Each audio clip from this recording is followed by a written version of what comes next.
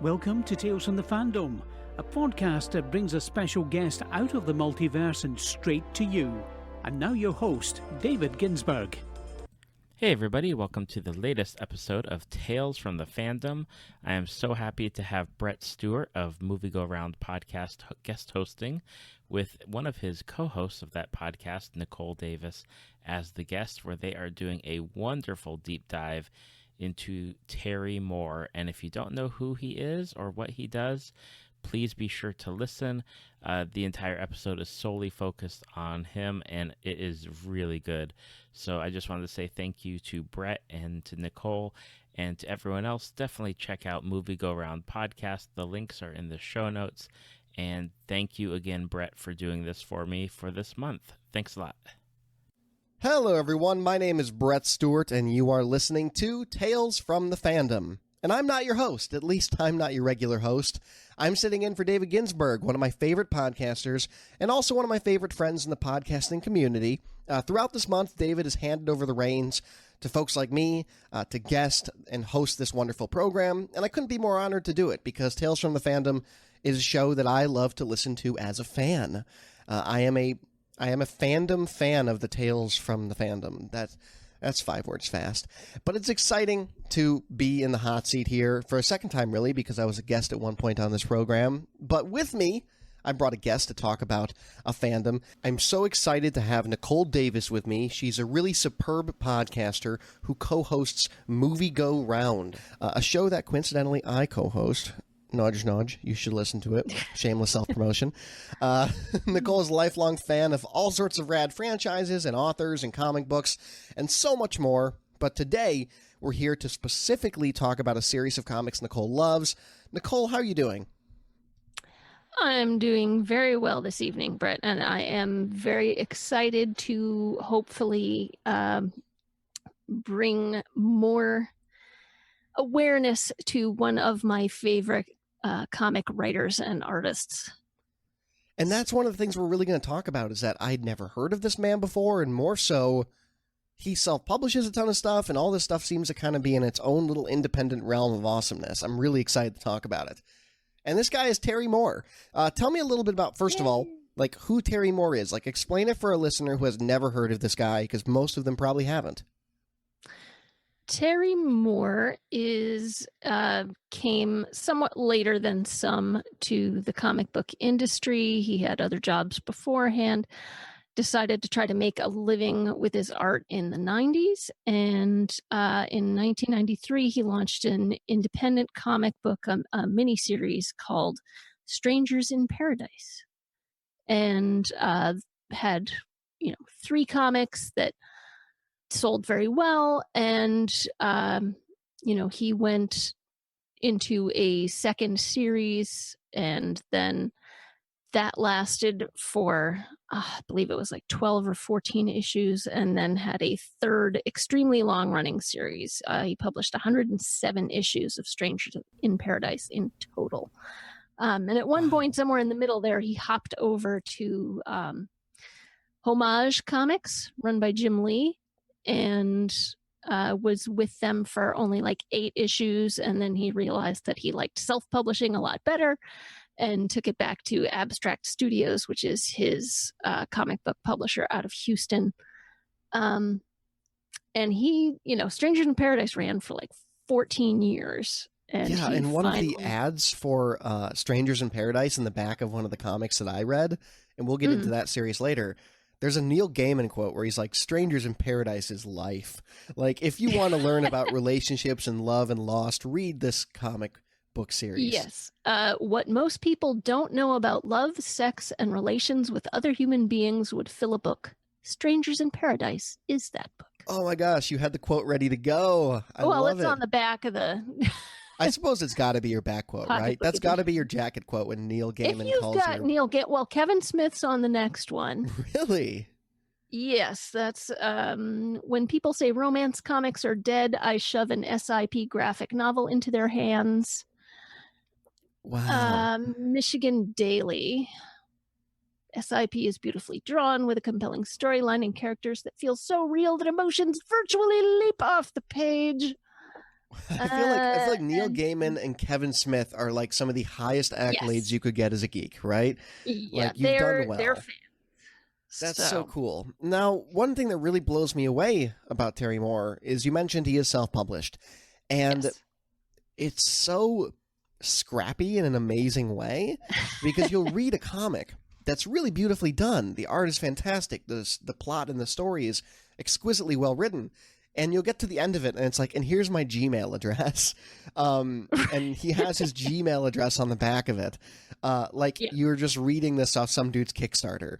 But no, this is someone who has made an entire career out of this. And you also mentioned that he had gone through different phases in his life before he came to art and being a cartoonist. And I was reading his Wikipedia page. It has a great line where it says, when they decided to have a family, talking about him and his wife, he took a more stable job as an editor. Oh, man. I wish more Not stable anymore, job as an man. editor existed still. Not anymore. Yeah. But I was really taken by his style. But before we get into that, I want to go backward once more and talk about how Yeah. you got into him. Like, how did you find Oh. this? Okay. Well, first of all, I just want to pop in real quick to say that Strangers in Paradise is not the only thing he's written. He's written several other things, but Right. which I would also like to get to. But it just happens to be his largest body of work to date. I got into it. Let's see, I was a comic book fan growing up.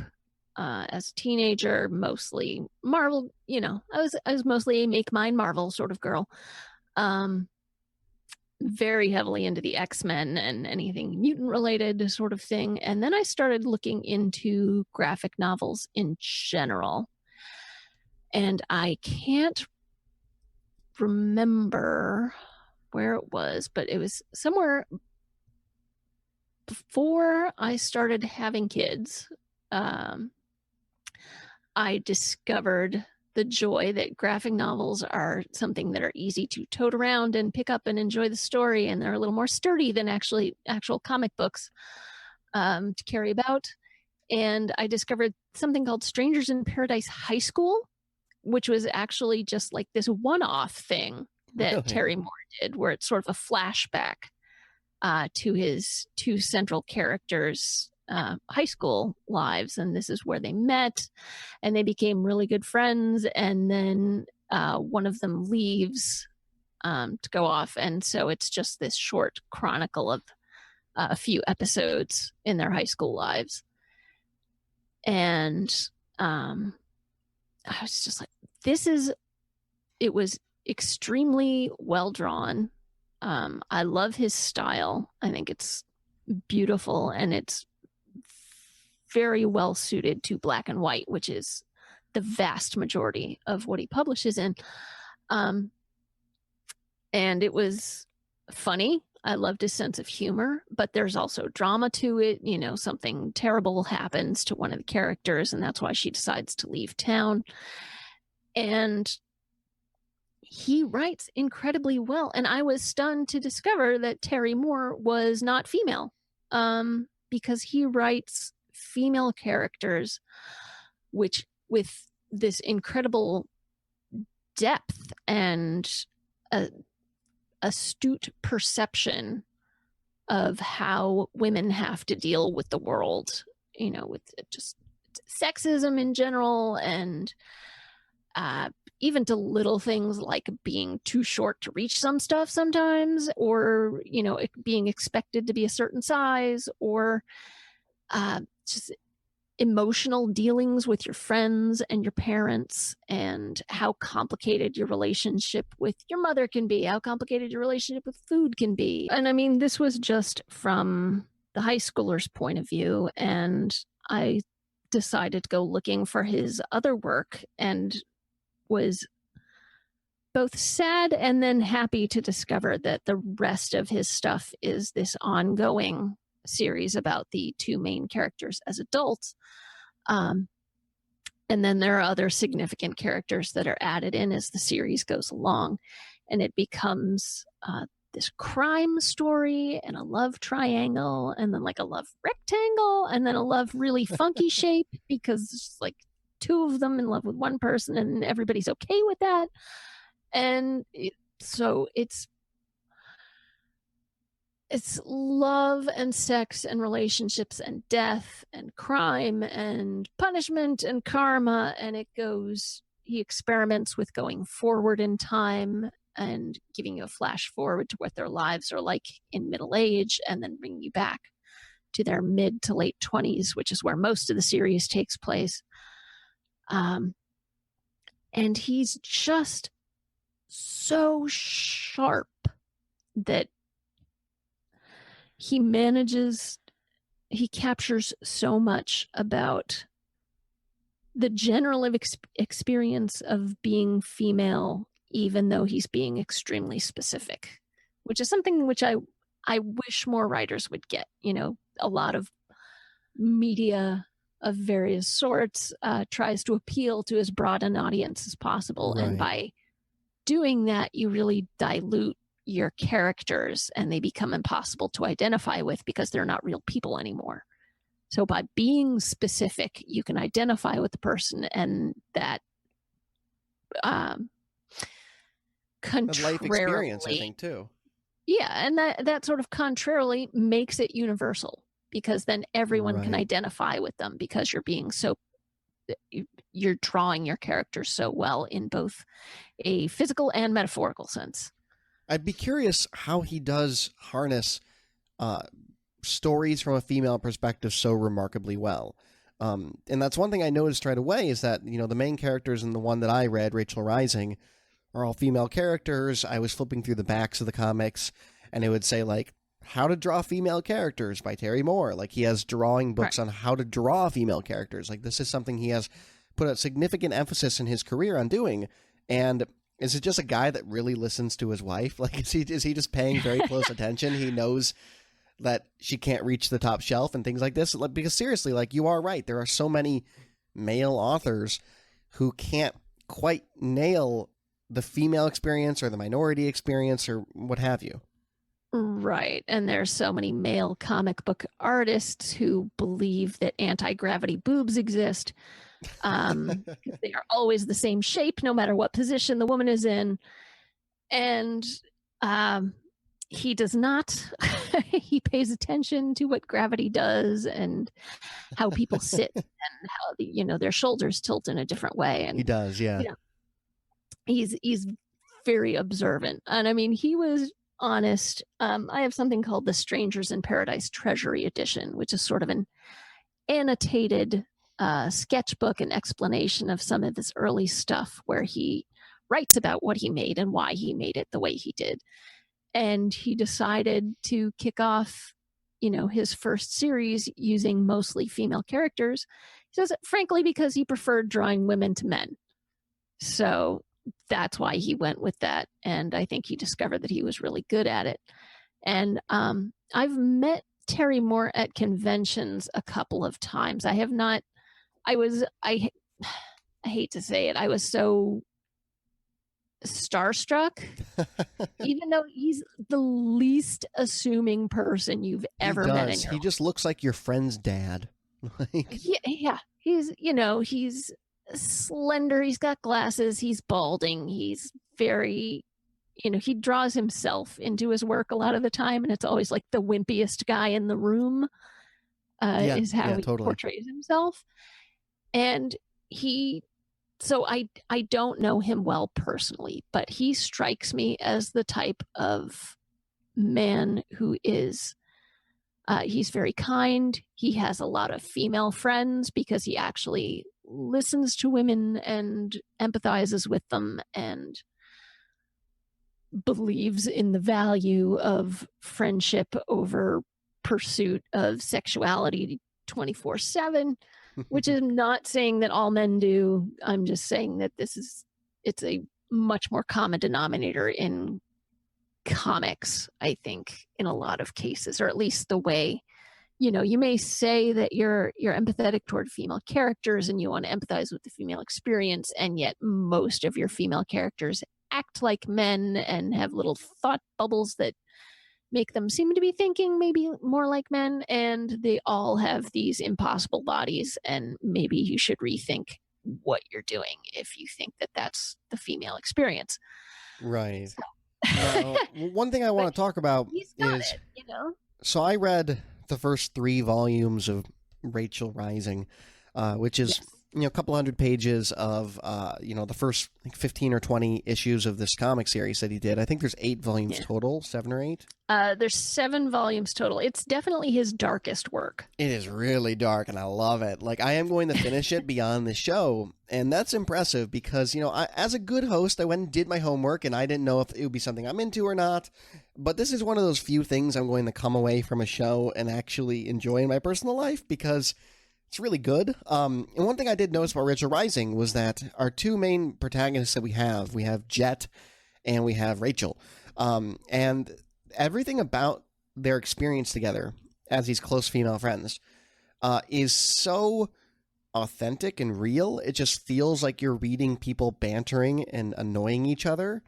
And that's Yes. exactly what I think he's so good at, is that it feels so authentic. Like it's immersive in the sense that, like a good novel, you feel like you are living this experience with them in a really remarkable way because their banter feels like they've known each other an entire lifetime.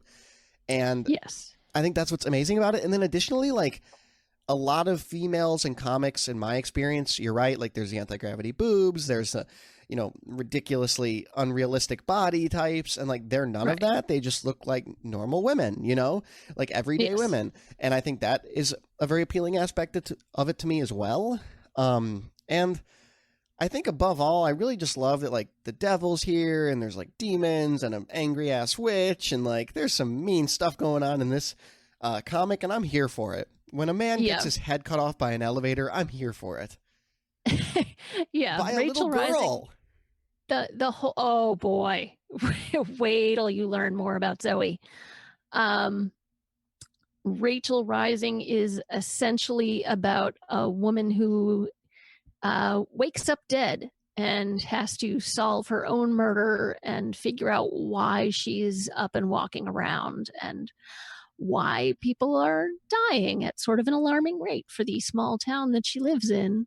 And it's so great because there's so many like tropes that Moore just slaps in the face. He's like, I'm not going to play with that. Because like they make jokes early in the series about like zombie things and her coming back to life and this happening to other people.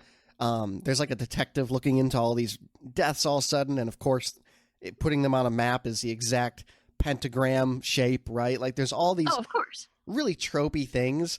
And then he just like takes a really hard right turn with all of it. And that's what I really love about it, is that like it could just be a zombie thing, right? It could be like, I've come back to life. I'm here to find my killer. But instead, it's like, I've come back to life because I was resurrected by an angry centuries-old Salem, Massachusetts witch that wants to kill the devil. Like, it's so much cooler. Right. Yeah, and Satan's sword turns up, and it's, been whittled down over the years and belonged to Jack the Ripper at one point, and then Hitler, and now it belongs to somebody else. Right, like all these amazing things are happening, which I love because then he ties it in with biblical imagery, which I didn't know he was going to do, because for the first 6-7 issues, you really aren't cued into the fact that this is going to get A, biblical, and B, Satan-y. Like Satan just kind of comes out left field. And when it gets biblical, this, witch shows up, and previously she's just been shown as this woman kind of in the distance that's always watching things, and she's always there when people die. And you learn she's Lilith. And Lilith, of course, if you're, privy to, Jewish biblical stuff, is, considered to be like the original demon, right? Like, well, and the first woman. And the first woman, right? Because wasn't it like Lilith was made from the same dirt as Adam or something like that? And then Eve was made from his rib? Beforehand. No, Lilith was made from something else, and then she got booted. This is Apocrypha. This is not in the Christian Bible. Christian Bible starts with, no, Eve. Eve was the first woman. Who's this Lilith person? Shoo! Get out of it. Right. There's no such thing. So, I was raised Catholic, so I don't know a lot about the I don't know a lot about the mythology / theology / what have Right. you, old Testament stuff about Lilith. But that's how the legend goes, is that she was somehow rejected from the garden. And so Adam was given Eve to be a companion, and Lilith was sort of shuttled off into obscurity. From what I understand, I'm sure. Please tell me if I'm wrong. I'm sure I'm probably am. But I mean, it's fascinating. It starts out being like, oh, it's witchcraft, and then it goes into, oh no, there's demons, and oh no, Yeah. this is actual first woman from the Bible, and this woman's been walking the planet for millennia. And Right. what would Right. that be like, to be millennia old and never die? It would be He And Never Died with Henry Rollins. Shout out to the best movie don't ever. spoil No. it. Don't spoil it. In any case, but like Lilith is, quote, often envisioned as a dangerous demon of the night who is sexually wanton, who steals babies into darkness. She is genuinely thought to derive in part from a historically far earlier class of the original demons in ancient Mesopotamian religion. And I love that's a when big part of the reason that Lilith is sort of shied away from, is because when she is portrayed, she's portrayed as kind of owning her sexuality. right. And that was a big no-no. Well, I love that she's in it because I do love, as you mentioned, there's a ton of different factors going on. And there's also like a lot of horror elements. We should really specify that bodies. A lot of people die.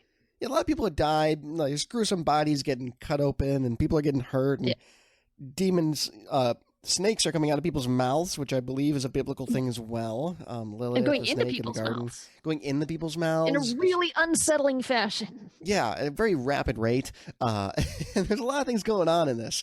And I want to talk about a couple things I noticed reading it, because I do believe they are similar to the rest of the work he does.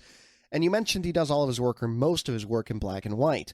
And I read the version that was actually on Comixology, which I'd never had before. And side note, really great.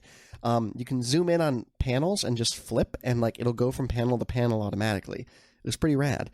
But in any case, I was reading this, and it has the cover, and then when you flip, it has the cover colorized, which I assume is because they're trying to mimic a publication. The covers are in color. Exactly. But because I can do it on the app, I can actually like slide my finger to go from like black and white. I'm doing this on the screen for Nicole, to color. And so I can kind of get like an immediate view of black and white to color. And in being able to do that and flip it back and forth and see, before and after, essentially, it made me realize even more that I don't need color in these comics. I just don't. All of the intense artistic emotion, for lack of a better word, is really well portrayed in black and white. And I think part of that for me is because everything feels, and I'm not artistically literate, so please correct me in how I phrase these things, but everything feels like it's done with dark pencils, and there's a ton of like lines on everything, like he's using lines to create texture, and it looks so beautiful.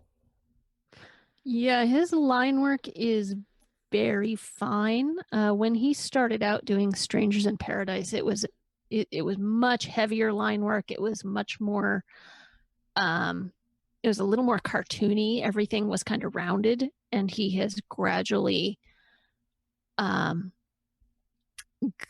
tended more and more toward realism. And it's not nearly photorealism. I mean, he draws like a comic book artist, because if you draw everything photorealistically, it's going to take you forever to put out one issue.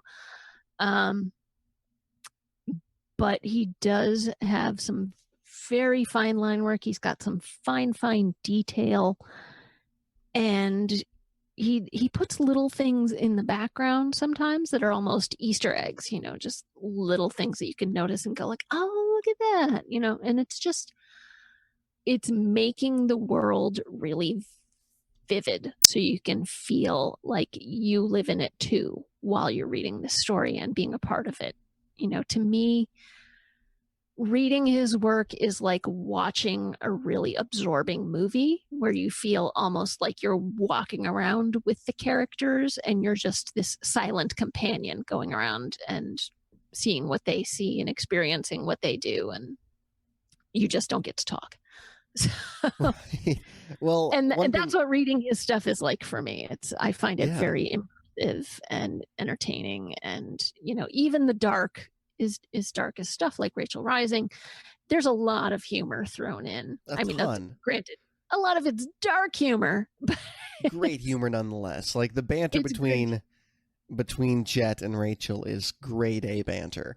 And also Yes. it's the banter between these random people they meet in the town. Because the town feels very lived in, so they'll go up to the random dude on the porch, and he's just the guy that sits there and watches the town. And of course, he notices that the birds are doing weird things Yes. right now. And like all that feels so lived in to me, which I love, because when Right. you're creating a world, you also have to make it feel like it's has roots, right? And that's hard to do. And another item I wanted to touch on in regard to his artistry and his use of vivid imagery is also when he pulls back on that, because since I'm reading this on the Comixology app, and you'll see like it goes from panel to panel to panel, it means that I can't see, I could if I wanted to, but I can't see the whole page when I open it up, right? I'm going individually from Right. panel to panel. And So you're missing some things that way. I'm probably missing things, yeah. And I can pull it back out and look that way. But one thing I will say is that then when there's a big panel of like darkness, like someone's coming out of a house or something like that, and like there's a whole panel of dark, and then you flip again and there's like a little bit more light, and you flip again, there's a little bit more light, that just really adds to the suspense and the intensity of what you're reading by not knowing what's ahead of you. True. That's true. Yeah, I didn't realize that Comixology worked that way, where you could just go panel by panel. Yeah, you can pull it out Because too. Like I can pull it all out to the. This is way too bright. We're doing great podcasting here. I'm just showing you things oh on yeah, Skype. But visuals. but yeah, I mean, you can pull it all out, or you can zoom in on individual panels. And I Right. found both ways beneficial. In terms of just like reading on like the subway, which is how I read a lot of this, it's nice to just like swipe, swipe, swipe, swipe. You know, it's like Tinder for comics. I bet his work has never been referred to that way before. No, I mean Comixology, the app, Oh, I see. because you're just Well, constantly swiping. Right. Something you're definitely missing with Rachel Rising, though, is that unlike most comics where the entire framework is white, Rachel Rising, the pages are black other than the panels. Are they really? So, if you look, all the page Oh, edges that's cool. are black for this comic. So That's really cool. I wish they had done that on the mobile version.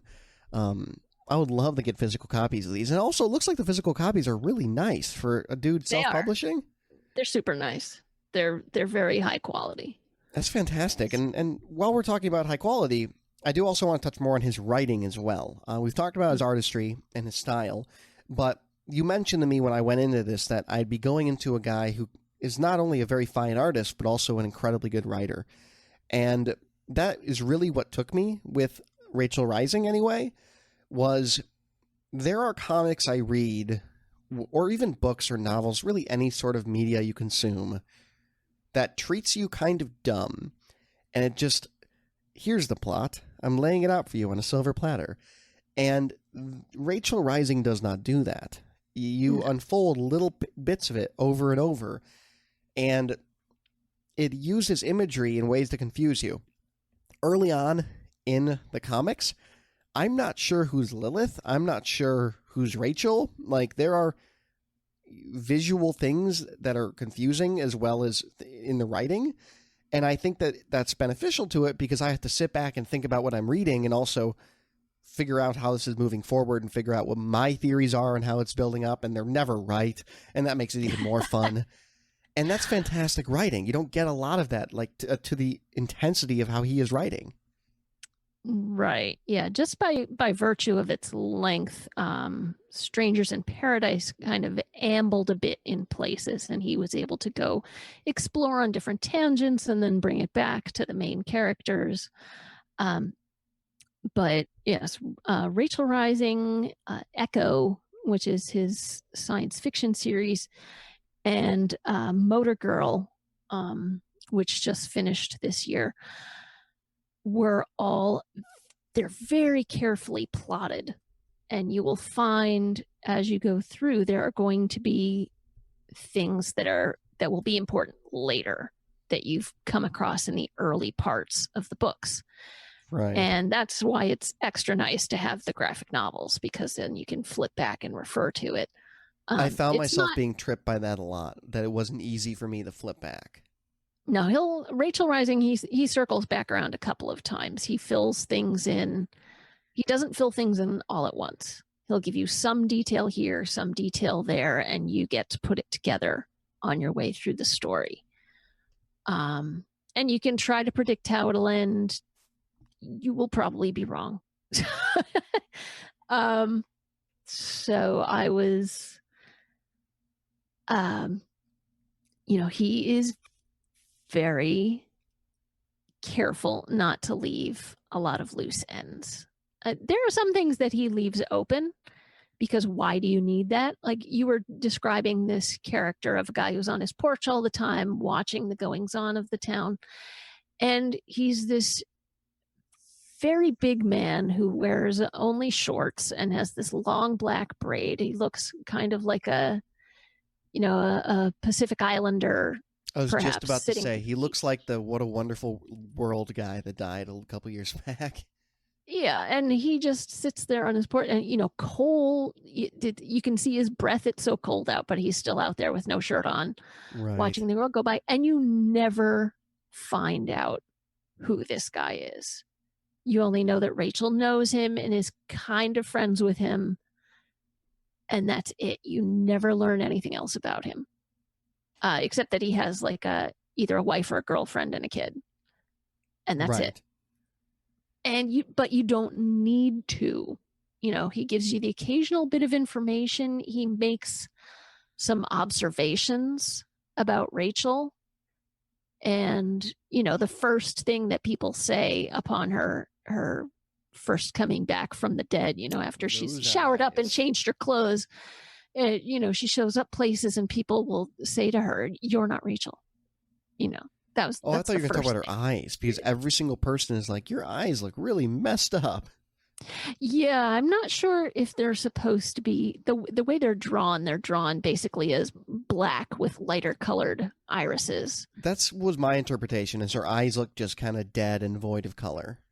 I'm guessing. Well, somebody mentions that her eyes are really bloodshot, so I guess her eyes are mostly red, except for the color of her irises. Okay. Which would freak anybody out, honestly. And she has this ligature mark around her neck from where she was strangled when she died. And it's kind of unnerving. It's incredibly unnerving, because one thing I do want to, not to interrupt you, he's good at unnerving. When there are physical things happening to folks that stay with them as part of their character, a la the mark around her neck, he's not afraid to just put it in front of you. And it is a constant reminder of like, oh yeah, this is a dead person that got strangled. Right. That happens a lot in what I've read so far. Yeah, he never forgets. He does not forget his details. If somebody loses a finger in the third book, you will never ever see that finger come back. That person will have a little stump everywhere they go. So it's just, and in this book, in Rachel Rising, he's got one of my favorite characters he's ever come up with in any of his works. And his name is Earl. And he works, Rachel's aunt, her Aunt Johnny, who is a single older lesbian who works at the mortuary and has for 20 years. And she's a little bit, she's a little bit loopy from having worked with dead people for 20 years. But she one is. of her assistants is this very large, bald guy with glasses named Earl. And at first, when you don't know anything about him, you think that maybe he's going to turn out to be kind of a creepy guy. But he's actually just a gentle giant. Exactly. He's this incredibly sweet man who's just very, big-hearted and is pining after Jet. And he's just marvelous, and I love him. Now, correct me if I'm wrong, because I did just finish reading this part today, but doesn't he, think Jet is dead, twice? Doesn't this guy go through heartbreak, several times over her Oh, yeah, potential Jet dies deaths? twice and comes back, too. Right. The resurrection trick that Rachel pulls is not hers alone in this Right. comic. There are several characters that are nominally killed and then rise again, and you'll find out why. Got to deal with the emotional aftermath of that. Yes, poor Earl. Because he's the one goodness. zipping him up. He's the one that has to cut him open and do the autopsy stuff. He doesn't do the autopsies, but he does the embalming and The embalming. That's what I mean. Yeah, some of the paperwork and things. So, yeah, you honestly, you have to be a special kind of person to work in a mortuary. You do. You really do. It takes a special kind of fortitude and a special kind of respect for the dead. And I really like how well Terry Moore portrays that there's this certain sort of attitude that you need to have toward it if you're going to have any sort of quality of mental health at all. Right. Jet is actually a character from Strangers in Paradise. I've noticed that there's a lot of crossover in terms of characters. Yes, there is. There's at least one person from Strangers in Paradise in every one of his series. Wow, that's cool. They cool. pop up here, there, and everywhere. So I was very happy in Motor Girl to see, the two main characters in Strangers in Paradise are Francine and Kachu. Okay. Kachu is the nickname for Katina Chuvansky. So, but she goes by Kachu, and that's it. You get used to it. It took me a while to be like, oh man, is that too cutesy? But the character is so raw and gnarly and powerful and rough and tumble that you can forgive her having a cutesy nickname. But anyway, so Francine, the sweeter sort of country girl, has an Aunt Libby, who's this feisty old lady, and she turns up in Motor Girl as a junkyard owner. So who believes in UFOs, and that's actually important later in the story. So, and there's a lot of, Echo has a couple of characters, this sort of tough, big enforcement girl, and this other side character from Strangers in Paradise who becomes very important later in the series. And it's just really nice that all these diverse stories take place in the same universe, even though some of what's going on is really wild and out there and strains credibility. It's still the really outlandish stuff takes place on a small enough scale that you can believe, people living on the other coast wouldn't know about it, sort of thing. Right. So we should mention that the reason I picked Rachel Rising to read, and the reason you recommended it, not necessarily because it's the best entry point, but more specifically because it was the thing I could get through the most of the quickest in order to prepare myself for this program. What would you suggest? It had the highest art to drawing, the art to writing ratio. Yeah, it is a quick read. What would you recommend if you had all the time in the world, if you wanted to start Terry Moore?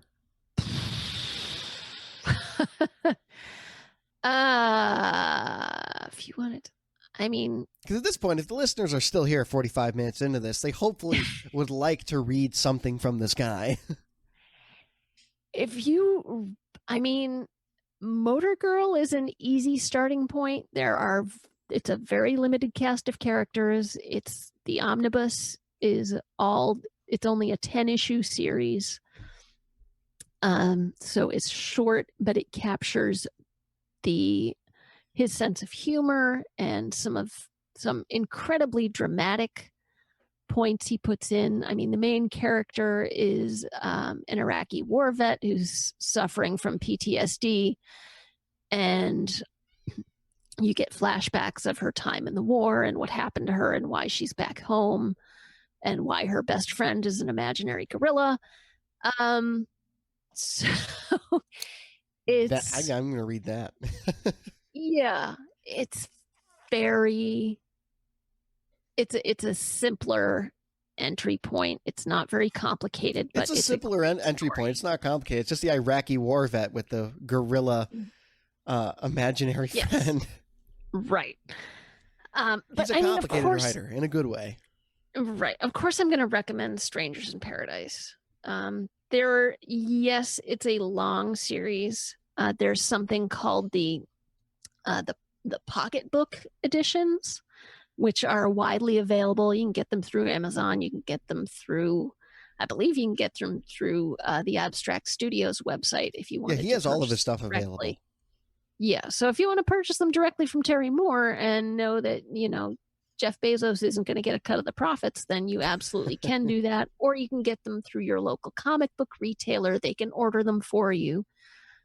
They're very happy to do so.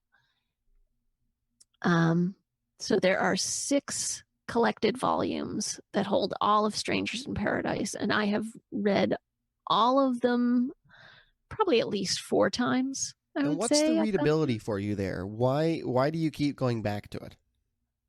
You fall in love with the characters. I mean, and you love the evolution of the relationships. You have Francine and Kachu, and Francine is sort of this more homey country girl. She's a slightly bigger girl with a realistic figure. Kachu is like this petite, but I don't want to say feisty because that's too diminutive. She's a fighter. And she is not always kind, and she is not gentle. But she's in love with her best friend Francine. And so that causes a lot of back and forth and problems throughout the comic book. And then this character David comes in, and he's in love with Kachu, and Francine likes him, and they're all in one another's lives. And then there's this character Casey who comes in, and then there's Tambi, who's this gigantic half sister, like Amazon woman, half sister. There's a lot of characters to love, is what you're saying. Yes, and it gets complicated from the romantic perspective, but the stories are very. It's not a romance book in the sense that like a lot of shoujo manga books are. It just has that. It deals with the attractions that people have for each other in a realistic way. And the interplay between people is amazingly well captured, and you just want to follow them through whatever they do because they're people that you enjoy hanging out with. Yeah, that's exactly how I felt with Rachel Rising. Yeah, that's the main appeal of these books for me, is that the characters are so vivid and beautiful and real, and they have real flaws, serious flaws and foibles, and you love them in spite of those things, and sometimes because of those things. And you can relate to that because nobody feels like a perfect human being. And they're like, how can I be a lovable person with this, X horrible thing wrong with me? And it's just, it's easy for anyone to grab onto. So, I mean, Strangers in Paradise it's a more straightforward sort of epic dramedy. Mm-hmm. I don't know how to characterize it other than it's just, you just want to spend time with these people. It's an ideal series for that. Echo, the sci-fi series, one of the main flaws of the lead character is, she's getting divorced and she's super resistant to it. Mm-hmm. And she's being very clingy with her soon-to-be ex-husband, and her husband is leaving her in part because she's got this box in the closet, and we never find out what's in the box, but whatever's in the box makes her husband think she's a pervert, and he's leaving her over it in large part because of it. And it's just like, it really sparks your curiosity, and you wonder what could be in this box. Do you learn what's in the box? Don't tell me No, what it you is. never find out exactly what's in there, but one okay. character opens it, looks in it, and says, "Whoa, you're going to be super fun to know." It's somebody who's trying to find her, and she's like, it's going to be so much fun hunting you down, because you just got way more interesting. But that box actually turns up later in Rachel Rising. It's the same. The box is the same exact design as Rachel's box that I guess you haven't gotten to it yet. I have not, no. She owns a box that looks exactly like that. Wow. And I think for Rachel Rising in particular, I do want to give that a shout out, because this was my introduction. Yeah. And if you're like me and you like dark stuff and you like stuff that has, horror tie-ins or biblical tie-ins or it's horror horrific. comedy, it's fun. It is a really fun time. And like the deaths, we're talking about how grim it is and how dark it is. But like I said earlier, there's a guy who gets his head chopped off by an elevator. Like, they're not too serious. And because it's in black and white, it's not especially gory either. So, highly recommend Rachel Rising. Yeah, and I mean, Echo's got some horrific stuff that happens as well, because she gets part of a test suit that this science lab has been developing, and it's got these energetic powers that are in tune with human emotions. So whenever she gets upset or threatened, it sort of goes off and zaps people, and some other guy has part of it, and he's going around hurting people with it deliberately because he's nuts. And people get spectacularly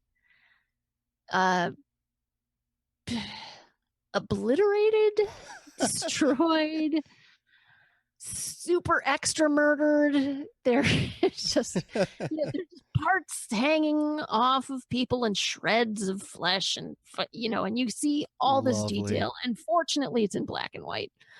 So if that sort of thing turns you off, I would recommend that you stay away from Echo and Rachel Rising and just stick with Paradise and Motor Girl. Agreed.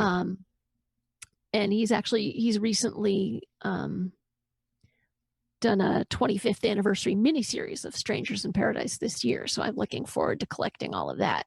Oh, very cool. As it comes out. And it's supposedly ties everything together and will touch each of the other series in some way. Oh, very cool. Yeah. Well, I'm looking forward to that. What I'd like to tell listeners is that if you just want a taste of it and you're not sure if you're going to like it, or you want to explore a couple issues of these comics, I will recommend Comixology. You will have to pay those Bezos bucks. He is going to get a cut of those. He's going to get the whole cut pretty much. Though I believe once you read past a certain point, just like Kindle Unlimited, the author does get paid. So that's nice, I guess. It's a couple pennies. But you can get into it and experience it and see if it's something you like, because they are a little bit harder to come across. A lot of the issues are not on Prime. You're going to have to go to the comic store or go to his website. But like Nicole said, your local comic store is more than happy to do that. And also ordering them from his website means you're not spending any of those Bezos bucks, which I think is great, because this guy, as we mentioned several times, is publishing these independently. So to support him as much as you possibly can, just like any other artist, and there's been a great many of them on this podcast, is a really awesome thing to do. Right. And I mean, if you can't afford it, if you've got even a halfway decent local library, right, they'll either have it or they can use interlibrary loan to get it for you. That's right. Absolutely. So go ahead and check it out if if you've stayed this long, you should check it out, right? Like something has piqued your interest, or else you've moved back on, or maybe you just really are real peeved that David Ginsburg's not here. He is a great podcast host, but it's been a complete pleasure filling in for him. Nicole, where can people find you online? What are you up to? Use this opportunity to promote something. Our podcast. Well, gee, Brett, I'm also on this other podcast most You of don't the time, say. once a week, called Movie Go Round, and we have 5 different themes that we rotate through on a schedule. And I believe this week we're going to be recording a Future Classics episode. That's right. And so, please check us out. Choose an episode at random, whichever one you prefer the most. Jupiter Ascending. And things that are a good introduction to the show. And I don't know what else to promote. I'm on Twitter. You're on Twitter, yeah, at Your Word Whiz. Your Word Whiz on Twitter. YOURWORDWHIZ. Right on. Well, thank you so much for spending time with me. I so appreciate it. I appreciate David. If people want to find me, they can also find me on this little podcast called Movie Go Round, or on Twitter at Rivers Rubin. We are out of here. This was fun taking over someone's podcast. So thanks again, David. I do hope I did him justice. Thank you, Terry Moore, for making these series. I have gotten so much out of them. I hope you keep doing them for as long as it makes you happy to do so. Absolutely. We'll send this to him. How about that? Oh, God. I'll do it for myself and I hope Nicole. I did. I feel like I did not do him justice. I think you did. But I think the listeners will reflect that, because hopefully we have some new potential fans here in the audience. But of course, Tales from the Fandom, find it in all the places you're already finding it. And next week, I'm not sure which order David's doing these in, but you're either going to get another special co-host, or you're going to get David again. So stay tuned for that. See you later. Thank you for listening to Tales from the Fandom. Subscribe to us on iTunes or your podcast app of choice. Follow us on Facebook at www.facebook.com/Tales from the Fandom to see photos, links, leave feedback, and check out upcoming guests. If you'd like to be a guest, email David at talesfromthefandom@gmail.com.